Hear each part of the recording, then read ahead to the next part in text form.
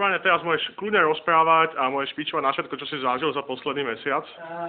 Mne sa už nechce pičovať, ja už teraz pustím iba muziku a túto fajrovku zapálim. Takže žiadne hodnotiace slova. Nie, ako to zbytočné hodnotiť takéto veci.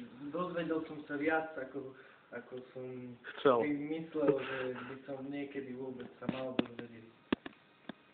Nechcel som sa to dozvedieť. Radšej by som si to odpustil. Aha, je to teda, no vieš, malý hard disk, nedajú sa prehnať tie fotky. Nič.